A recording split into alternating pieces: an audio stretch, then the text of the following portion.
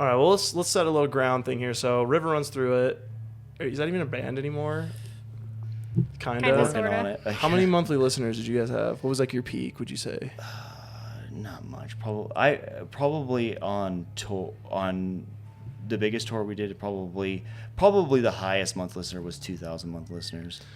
So I guess like one of the biggest things was you guys won a local, or like during COVID, right? You guys won a Battle of the Bands type thing, and then you were able to tour with Red Jumpsuit Apparatus and Falling in Reverse, correct? Escape the Fate. Or You do that all the time. you do? You do that all the time. I mix them up? Yeah, Okay. you did it the last time we talked about it. Shoot, dude. Okay, so dude, they're very closely related. So it was a DW Presents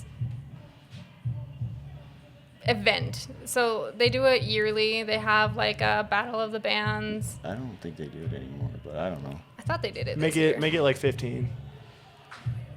What? Oh, you do? Okay, 5. Yeah, 5. I was just showing Jessica how to like run everything. Huh? I'm showing Jess how to run everything. Are you gonna be here tomorrow? No. Jess got this under control. Yeah. Yeah, he'll be here with me Me? for the event. All right, Oh, yeah. start over from the very beginning.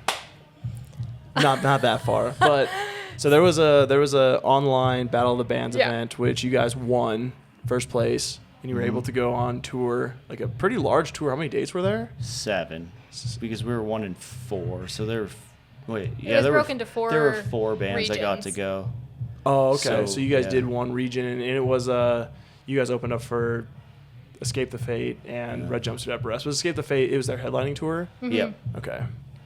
Yeah. Sick. And from that, you obviously made connections with like Escape the Fate, Craig, and everybody. Yeah, thanks to Michael. Michael's the best with that. I'm He's pretty good at so that. bad at talking to like people that I've grown up Dude, listening to. Michael like, can talk to anybody. It's crazy. Dude, Yeah, you so- got to get better at that. Oh yeah, I do definitely. I mean, dude, I feel like there's a very interesting stigma about like, you know, you like working with or like being around like people that you at one point like really looked up to. Right. But it's very interesting because like at some point the tables turn when like you're at an event or you're like playing at the same show where you've earned enough credit to like have a pretty mutual respect there. Right. And then it's only weird if you just like make it weird at that Yeah, point. absolutely. Like if you're in the same room eating dinner in the green room and like Craig Mabbit's there, the guys from Red Jumpsuit Apparatus, Right. and you're there, like you guys have earned the right to be in there, and Right. like they should respect that just as much as you respect them, which is like it's hard to like Yeah. kind of grasp that, but once you kind of like realize that, I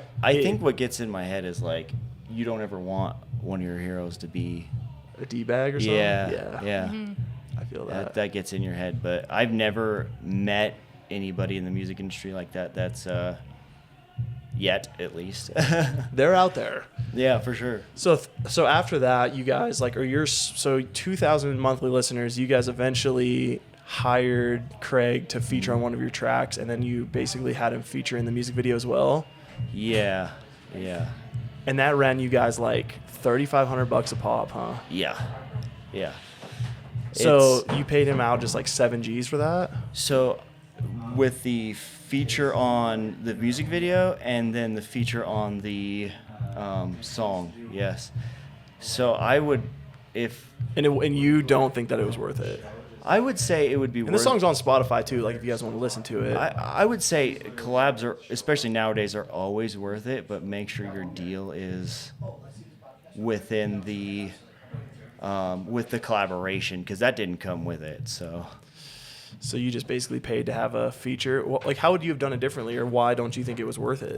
you know, and I wouldn't say it was anything to do with Craig or anything else. I would probably be to us not keeping the momentum going.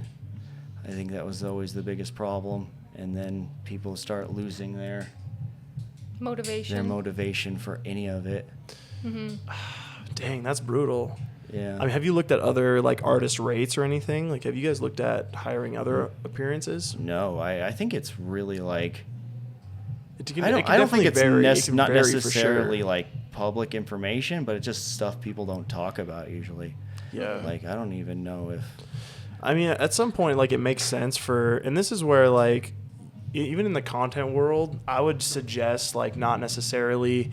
A lot of people think like they get the big collab and all of a sudden that's like kind of the turning point. Right. But I think like a lot of smaller creators, like artists, content creators, whatever that may be, they kind of like need to get a little bit of experience first, especially experience collaborating.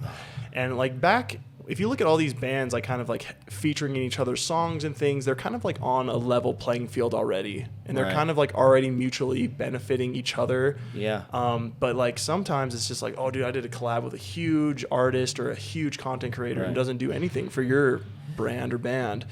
I think like, I don't think a lot of people are doing this, but if I was a small band or if I was just a band kind of like trying to come up on the rise, I would literally just try to collab with my peers as much as possible. No, absolutely.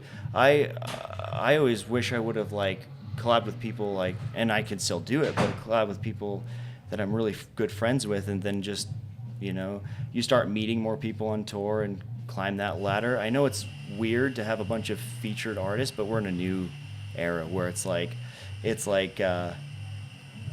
what they call cross-pollination is so important. Yeah, I would agree. I mean, like you guys, let's just say you have 2,000 monthly listeners. Let's say you guys find like a local rapper that has 2,000 monthly listeners. So you find a local country artist that has 2,000 monthly listeners.